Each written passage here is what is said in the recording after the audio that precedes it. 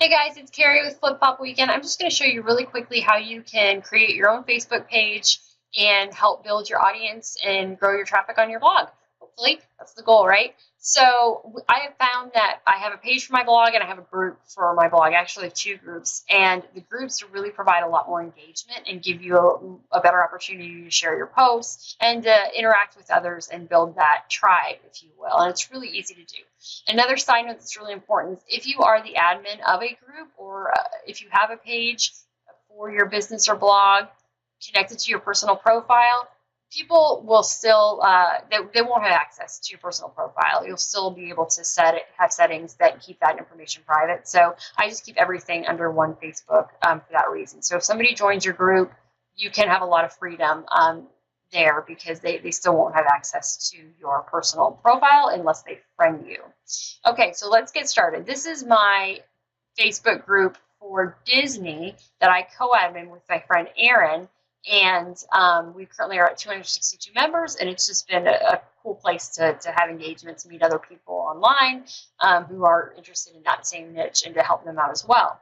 So if you go to your home screen and you go over here to groups, you're going to see all of the groups that you've been a part of, and that's okay. I'm in a lot, actually, to kind of build my blogging community. But you're going to want to go to Create Group. When you're thinking about a name for your group, think of some keywords, but realize that you're not writing anything in stone. You can change this down the road. I've changed the name of each of my groups at least once. So think of something that people might be searching for, if they were searching for it, or something that clearly defines your group. But if you're still not fully sure what that is, you can name it just after your blog or your business and go from there. But I'm going to do a general blogging group. So let's do Flip Flop Weekend blogging and engagement support. I have support groups. There we go. But again, I can change it. You will have to add at least one friend, so you might want to let somebody else, maybe in your blogging community or whatever, know that you need to add somebody. It will invite them, and you certainly don't want to offend anybody. And we'll get to more on how to get people into your group later. But I'm going to add my friend Erin, just because I already have a group with her. And so I'm hoping, so she'll sort of know the drill, what's going on here. I would recommend keeping your group closed, because, if you keep it private, it's going to make it hard for anybody to find. But if you keep it open, then you pretty much are giving free access to anybody to come in, and you want to make sure that you're careful about spam bots and just giving people too much rain. You have to have boundaries. So with a closed group, anyone can find the group, but only members can see who's in it and what they post, and it also allows you a lot more freedom in who joins the group. So go ahead, and we're going to create this. Awesome. And now you're going to get on this page where you can do a whole lot of personalization. So you can choose a photo, but I'm going to upload something from, gosh, where did I put it?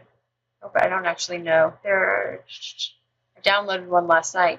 You can upload a photo that you create on Canva. I am going to pause the video until I find it, and then I'll hop right back in and I'll upload it. Okay, guys, I'm back. I found the photo that I created, the cover picture that I created, to kind of help personalize this group and help it stand out. If you're not familiar with Canva, it's a program that I use. I love it. It's really, really simple. So you just can get things from templates. They've got pre-sized templates that you can use for Instagram, Twitter, or Pinterest. It's free. There is a paid version. I use the paid version, but there's a free version that'll do what you need, especially if you're starting out. And so I love Canva. That's just a little side note. And I'm not an affiliate with Canva, so I would get absolutely nothing if you sign up, but I'll still link to it here because it's really helpful. Blogger support and community. There we go. So now I have something kind of different and unique that's got my branding on it for my group.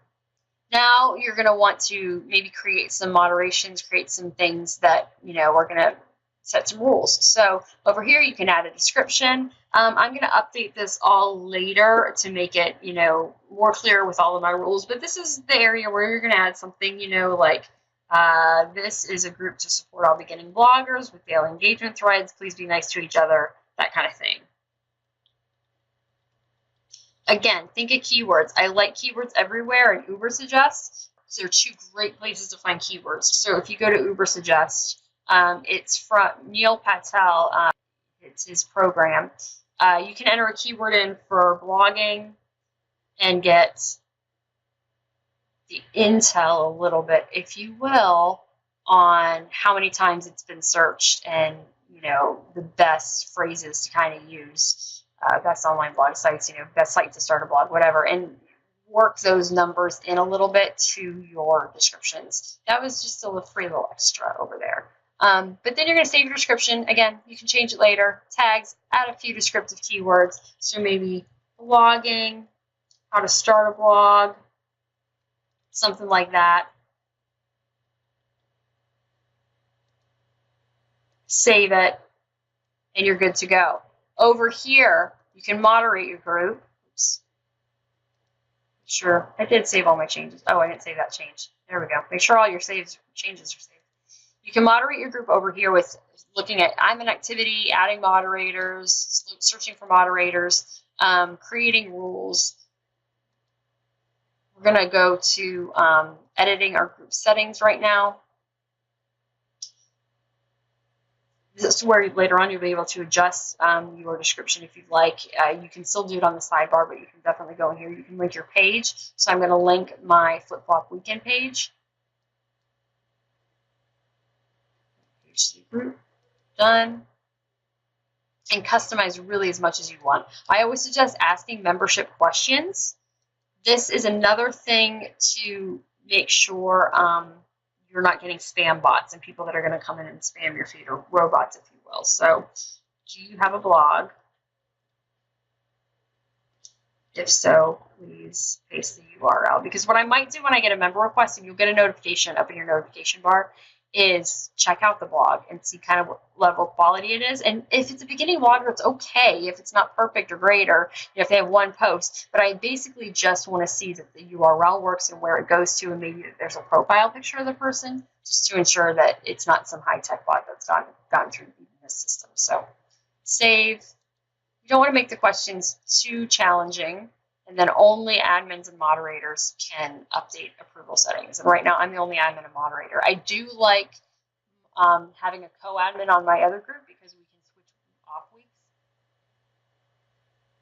Posting permissions or anyone in the group. I tend to set this to only admins because I provide daily engagement threads that have share anything options, and it prevents people from just randomly posting and dropping their links. As your group's starting out, you can start with anyone in the group, and if it gets out of hand, you can change it. But I've always started with just doing admin only, and then adjusting, later on. I'd rather approve some posts, and have to go through that step than have a bunch of people posting, and I might be out on vacation or not paying attention for a day or sick and not realizing what's going on my board.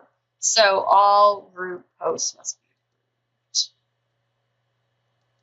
approved. You don't necessarily need to do that because you want people to be able to still comment on threads and have that option. I'm going to change my color.